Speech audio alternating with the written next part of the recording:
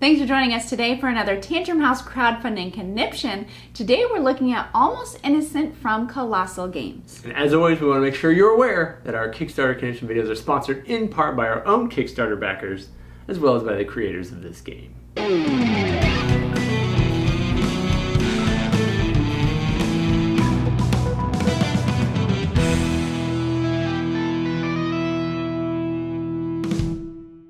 Hey gang, and thanks for joining us at Tantrum House Studio 3. I'm Will Meadows. And I'm Sara Meadows, and today we're looking at Almost Innocent. This is from designer Felipe Itali, and art is from Satoshi Matsuura. This is a 2 to 4 player cooperative deduction game where players will be working together to prove that they are almost innocent. We're going to be looking at a prototype version of the game, so keep that in mind as you look at everything that's involved in the game. And then we also want to let you know that we're not going to be sharing any opinions in this video. We just want to give you an idea of how the game plays so that you can make an informed backer decision when it comes to checking it out on Kickstarter. To set up the game, give each player their shield, paper, and pencil. And then choose a scenario to play and gather the necessary tokens and cards for your difficulty level. These cards will provide you with the victim, scene, evidence, crime, and offenders that each player will be trying to deduce during the game.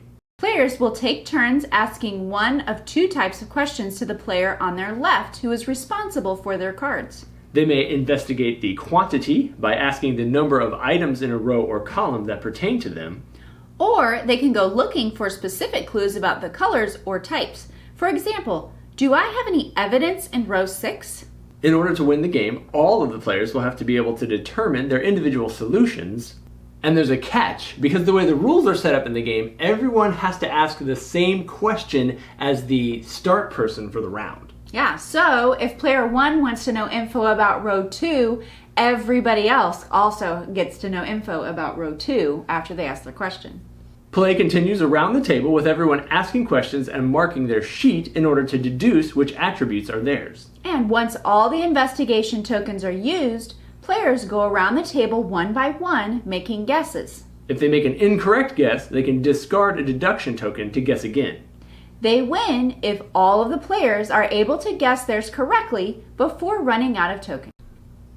Almost Innocent is a deduction game where players are going to be working together to try to figure out all of the cards that have been dealt to the person beside them throughout the course of the game. So kind of like in Clue, where you were trying to figure out a person, place, and thing, you've actually got 5 different subjects that you're trying to determine where they're at on the board. And the board is going to change based on the scenario that you play for the round. Yeah, so the game comes with a special booklet that gives you the setup for your scenario. Some of them are a little easier, so you may only use 4 cards, like for the beginning one, instead of all 5 different attributes that you're looking for.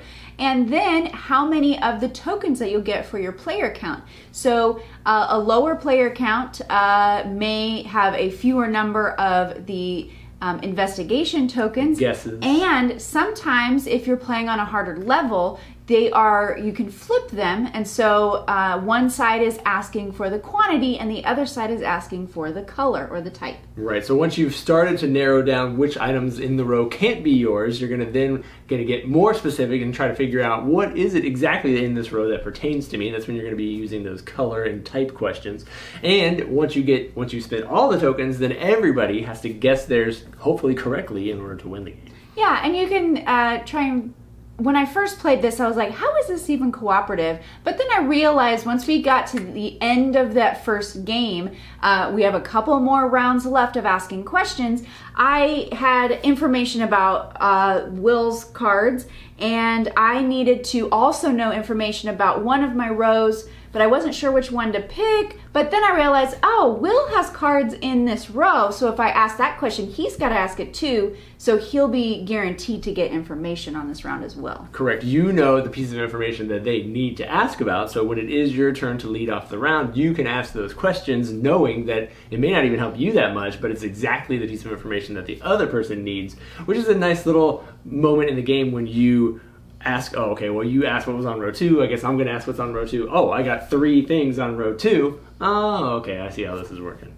Yeah, the questions, you're only able to ask those 2 different types of questions, the quantity or the color, but helping each other out.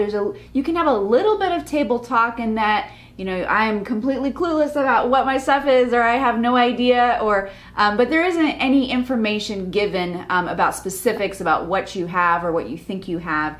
So you will have to just use the questions that you ask for each round to try and deduce what you're trying to figure out. Setup for the game is quick and easy. It's easy for kids to understand as well. It features some fun animal illustrations. And as we mentioned, we are looking at just prototype components here. So be sure to check out their Kickstarter campaign to check out all the other stuff that may be in there. Add additions, additional character powers and things. I think we did have some character power cards in there. Yeah, so we had one of the sets sent to us, the Sage, and it allows you to actually look at cards that were not included in your scenario for game. So when you deal out the cards, there are more choices than there are players. So it lets you look at some of those unknown cards, and everybody can get one of those that's a one-time use during your game.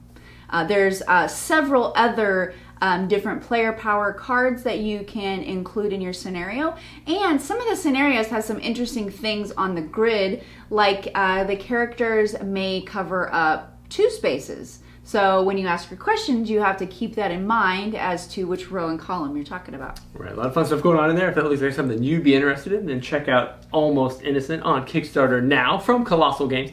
And then, as always, thank you guys so much for tuning in, following along, liking our videos, and subscribing here at Tantrum House.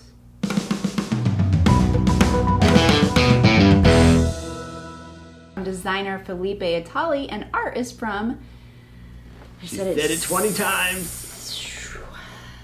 Satoshi. The way the rules are set up in the game, you have to have everyone